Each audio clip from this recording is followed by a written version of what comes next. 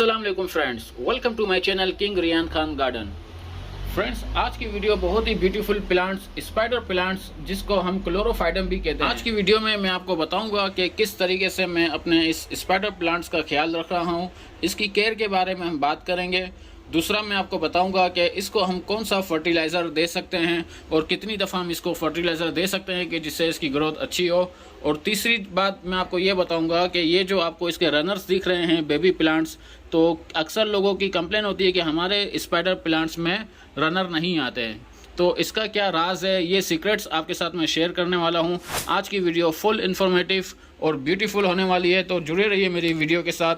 Channel को subscribe कर दें और बेल आइकन को दबाना बिल्कुल भी मत भूलिएगा। तो चलिए फ्रेंड्स, हम बात करते हैं क्लोरोफाइडम यानी स्पाइडर प्लांट्स के बारे में। ये एक NASA recommended air purifying plant है। ये प्लांट्स उन प्लांट्स में से है जो हवा को बिल्कुल साफ रखता है। सेम टाइम ये प्लांट्स एक्स्ट्रा ऑक्सीजन हवा में रिलीज करता है।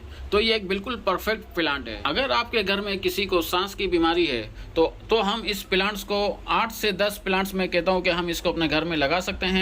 इसको लगाने के 2-3 तरीके हैं। या तो हम इसको इस तरह पॉट में लगा सकते हैं या फिर हम इसको हैंगिंग बास्केट में भी लगा सकते हैं। जिस तरीके से आपको सही लगे हम इसको लगा सकते हैं। मैंने जो अपने पास लगाया हुआ इस प्लांट्स को आप देख रहे हैं, नीचे मेरे पास एक कूलर जो खाली पड़ा हुआ था, जो ख़राब हो गया था, तो उसको मैंने यहाँ नीचे उल्टा रख दिया है और उसके ऊपर इस प्लांट्स को रख दिया है। तो ये एक प्लास्टिक का पॉट है, कितना ब्यूटीफुल दिख रहा है। इसको मैंने अपनी बालकनी में एक कोना दिया है जहाँ पर ये अच्छे से अपनी ब्यूटीफुल दिखा रहा है। इसके बराबर में 2 प्लांट्स मैंने रखे हैं, एलोवेरा और स्नेक प्लांट्स। लेकिन आज हमारा टॉपिक है स्पाइडर प्लांट्स, तो हम सिर्फ स्पाइडर प्लांट्स के बारे में बात करेंगे। तो फ्रेंड्स, स्पाइडर प्लांट एक परमानेंट प्लांट है। ये अगर एक बार हम लगा लेंगे तो फिर हमारे पास ये हमेशा रहता है। और इसकी जो प्रोपोगेशन की जाती है वो इसके रनर के थ्रू की जाती है। ये जो आप इसके रनर देख रहे हैं, इसको प्रोपोगेट करने का सिंपल मेथड होता है। ये जो नीचे की तरफ आप देख रहे हैं, इसकी रूट्स आपको दिख रही होगी, तो कम्प्लीटली एक प्लांट ही होता है ये। इसको हम एक प्लांट के हिसाब से इसको कटिंग कर सकते हैं। इसको 2 तरीके से ग्रो किया जा सकता है। एक तो हम इसको पानी में भी ग्रो कर सकते हैं और दूसरा हम इसको मिट्टी में भी ग्रो कर सकते हैं। यहाँ ऊपर आपको गिलास मैंने जो लगाए हुए छोटे छोटे आपको यहाँ पर दिख रहे होंगे। तो एक प्लांट में आपको कटिंग करके भी वीडियो के एंड में दिखाने वाला हूँ। तो अभी ये रनर में लगे हुए हैं, तो रनर में इनको जो ग्रोथ मिल रही होती है, आपको ये जो इसकी स्टिक्स दिख रही है, इसी स्टिक्स के थ्रू इनको खुराक मिलती है, जिसकी वजह से इनकी ग्रोथ अच्छे से की जाती है। एक दूसरा तरीका है जिससे इसको हम जो है ना प्रोपोगेट कर सकते हैं, आपको मैं दिखाता हूँ। ये देखिए, इसको मैं प्लांट को यूँ पकड़ता हूँ और नीचे जो आप देख रहे हैं ना, इसके जो सरफेस है, यहाँ पे इसके जो ट्यूबलेट्स बनते हैं और अलग अलग पौधे यहाँ पर तैयार होते हैं। तो जब ये गमला आपका पूरा पॉट इसका भर जाए इसके ट्यूब से, तो ये बहुत ज़्यादा घना हो जाएगा, तब हम इसको सेपरेट कर सकते हैं, प्रोपोगेट कर सकते हैं। और एक ये तरीका होता है, दूसरा तरीका ये रनर्स से होता है। अच्छा, रनर्स में सम टाइम यहाँ पर फ्लावरिंग भी होती है। इस वक्त फ्लावरिंग नहीं हो रही मेरे पास, लेकिन अक्सर आपको फ्लावरिंग भी दिखेगी, बहुत ब्यूटीफुल फ्लावरिंग भी ये करता है। फ्रेंड्स, यहाँ पर एक बात मैं आप लोगों से ज़रूर शेयर करना चाहूँगा, क्योंकि जो मैंने भी फील किया है मैं आपको भी बताना चाहूँगा कि हम जब भी इस प्लांट्स को लगाएंगे तो इस प्लांट्स को जो हम पॉट देंगे उसकी डेप्थ यानी कि उसकी लंबाई कम से कम भी 8 से 10 इंच होनी चाहिए। शेलो पॉट्स नहीं होनी चाहिए। शेलो पॉट्स मतलब इस तरह के जो होते हैं ना, ये देखिए जो मैंने ये हैंगिंग बास्केट लगाई हुई है, ये तकरीबन 5 इंच इसकी जो है ना डेप्थ है। इस तरह के पॉट्स में ये एक हद तक तो ग्रो करता है, क्योंकि जो इसके ट्यूब्स होते हैं ना, वो उसको गहराई चाहिए होती है, वो अंदर डिप तक इसके जो है ना ट्यूब्स जाते हैं। तो शेलो पॉट जो होगा ना 4-5 इंच वाला, उसमें एक हद तक ये अपनी ग्रोथ करेगा। फिर क्या होगा, वो जो है ना इसके जो ट्यूब्स हो गए यहाँ मिट्टी में ऊपर आपको नज़र आना शुरू हो जाएंगे और फिर वो अपनी एक टाइम पे ग्रोथ रोक देगा। लेकिन जब हम इसे इस तरह के लॉन्ग देंगे तो बहुत अच्छे से अपनी ये ग्रोथ करेगा। अगर आप इसको हैंगिंग बास्केट में भी लगाना चाह रहे हैं तो उसका भी मेरी एडवाइस ये है कि उसकी डेप्थ जो है लॉन्गर जो है उसकी कम से कम 8 से 10 इंच हो, जिससे आप एक दफ़ा इसको लगा लेंगे तो एक हद तक, एक काफ़ी टाइम तक आपको ये पौधा अच्छे से ग्रोथ करके दिखाएगा। वैसे तो फ्रेंड्स, ये स्पाइडर प्लांट एक परमानेंट प्लांट है, लेकिन इसको 2 मौसम में जो है ना बहुत ज़्यादा तकलीफ होती है। उसमें अगर हम इनका ख्याल रख लेंगे तो ये हमारे पास परमानेंट ही चलता रहेगा। एक तो जो सबसे ज़्यादा सर्दियों का जो मौसम होता है, और चूँकि अभी सर्दी आने वाली है इसलिए मैं आपसे ये डिस्कस कर रहा हूँ कि सर्दियों में जब इसको बहुत ज़्यादा ठंड पड़ती है, क्योंकि आपको पता है कि जो ओस पड़ रही होती है, जो नमी बन जाती है, जिसकी वजह से, इसकी नमी की वजह से ये जो ना गीला गीला रहता है, तो इसकी पत्तियाँ वगैरह जो ना गलना शुरू होती है। जैसे कि आपको पीछे की तरफ में दिखो, मेरी एक पत्ती ये गल रही है। ये सर्दी की वजह से नहीं है, सम टाइम पानी अगर ज़्यादा हो जाता है तो इसकी वजह से इसका ये हाल हो जाता है।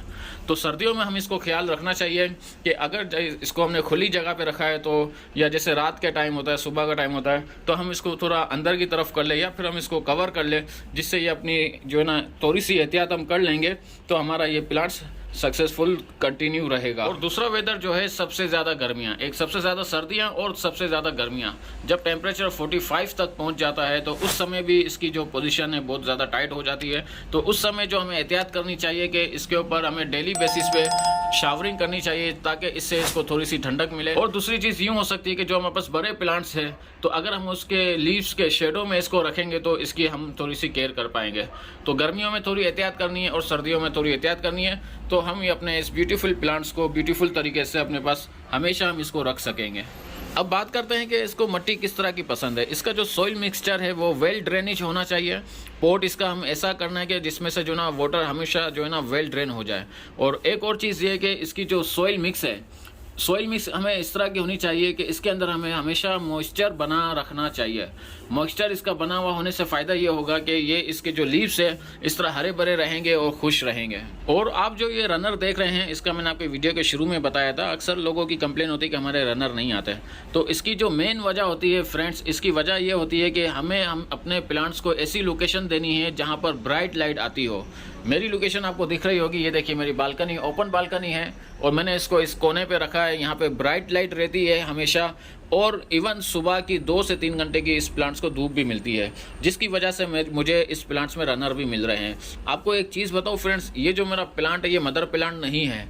मेरे पास जो एक एक्स्ट्रा प्लांट था मदर प्लांट, ये जो पप्स है इसके अंदर जो है ना मैंने इसके पप्स को, रनर को कटिंग करके इस गिलास में लगाया था और जब इसकी ग्रोथ अच्छे से हुई थी फिर मैंने इसको इस वाले प्लास्टिक पॉट में किया था। तो आपके सामने मेरा रिजल्ट है किस तरीके से आ रहा है। इसको बेस्ट लोकेशन हम देंगे तो हमें रनर्स भी बहुत सारे मिलेंगे और हम इसको प्रोपोगेट करते रहेंगे और ये प्लांट्स कभी भी हमारे पास से खत्म नहीं होने वाले। रिपोर्टिंग इस प्लांट्स को बिल्कुल भी पसंद नहीं है। अक्सर लोग क्या करते हैं कि इसको रिपोर्ट करते रहते हैं। तो जब आप देखें, जब तक इसकी जो ना ये जो सरफेस है पूरा इसका भर ना जाए और रूट बाउंडिंग ना हो जाए, रूट बाउंडिंग जब तक इसकी ना हो जाए हम इसको रिपोर्ट नहीं कर सकते। इस बात का हमें ज़रा ख्याल रखना होगा। चलिए अब बात करते हैं इसके लिए फर्टिलाइज़र की। फर्टिलाइज़र इस प्लांट्स को जो है आप साल में 1 या 2 दफ़ा दे सकते हैं। 1 दफ़ा भी देंगे तो ये चलेगा। फर्टिलाइज़र के तौर पे आप काऊ डंक, मैन्योर या वर्मी कंपोस्ट इसके साइड पे यूँ स्प्रिंकल कर सकते हैं, जिससे इसका हो जाएगा। इसके अलावा अगर आप ऑर्गेनिक पे यकीन रखते हैं, ऑर्गेनिक लिक्विड फर्टिलाइज़र भी आप इसको दे सकते हैं, जैसे कि बनाना पील फर्टिलाइज़र हो गया, ऑरेंज पील हो गया, या राइस वाटर जो हो गए, जिसको राइस को हम भिगोते हैं क्योंकि उसके अंदर स्टार्च बहुत ज़्यादा होता है जो हमारे प्लांट्स के लिए फ़ायदेमंद होता है। तो इसको भी हम दे सकते हैं। 2 महीने में 1 दफ़ा भी दोगे तो भी इस प्लांट्स के लिए इनफ है। एक और कॉमन प्रॉब्लम है जो अक्सर हमें अपने स्पाइडर प्लांट यानी क्लोरोफाइडम में देखने को मिलती है, वो ये कि आप इसकी जो टॉप देख रहे हैं, इसके लीव्स जो है ना इसके काले हो जाते हैं। इसके 3 रीज़न होते हैं। पहला रीज़न, जब ड्राई वेदर रहता है तो अक्सर इसके लीव्स जो है ना यूँ सूखने को हो जाते हैं, ब्राउन हो जाते हैं, इसके टिप्स आपको यूँ नज़र आएंगे। दूसरा रीज़न ओवर वाटरिंग हो सकती है। अगर आप अपने इस प्लांट्स को ज़्यादा ओवर वाटरिंग करेंगे तो इसके टिप्स जो है इस तरह से यूँ ब्राउन हो जाएंगे। और एक चीज़ ये है कि इसके जो लीव्स है ये जल्द से जल्द ये गलना शुरू हो जाएंगे। तीसरा रीज़न इसका ये है कि इसको डायरेक्ट सनलाइट ज़्यादा पड़ रही है, गरम जो हॉट वेदर होता है, दोपहर की सनलाइट अगर इसको हम दे रहे हैं, जिसकी वजह से इसके ये टिप्स इस तरह से ब्राउन हो जाएंगे। तो अगर हम इन तीनों चीज़ों का भी ख्याल रखेंगे तो हमारे ये लीव्स लश ग्रीन रहेंगे और कभी में ये कंप्लेन नहीं आएगी। तो फ्रेंड्स, मैं उम्मीद करता हूँ आपको मेरी ये वीडियो बहुत अच्छी इन्फॉर्मेटिव लगी होगी। मैंने जितना हो सका अपना जो मैं इसको जिस तरीके से मैं इसकी केयर कर रहा हूँ वो सारी इन्फॉर्मेशन मैंने आपको दी। तो अब हम मिलते हैं अपनी नेक्स्ट व्लॉग में। ये मेरा बालकनी गार्डन है। मैंने इसके अंदर काफ़ी डिफरेंट प्लांट्स वेरीगेटेड लगाए हुए हैं। फ्रूटिंग प्लांट्स है, फ्लावरिंग प्लांट्स है, वेजिटेबल्स प्लांट्स है, जो मैं अपनी बालकनी गार्डन में ग्रोथ कर रहा हूँ। तो आप ये सब की अपडेट्स देखना चाहते हैं तो इसके लिए आपको मेरे चैनल को लाइक कीजिए, शेयर कीजिए, चैनल को सब्सक्राइब नहीं किया तो सब्सक्राइब कीजिए, बेल आइकन को दबाना बिल्कुल भी मत भूलिएगा। मिलते हैं अपने नेक्स्ट व्लॉग में, तब तक के लिए बाय बाय, टाटा, शब्बा खैर।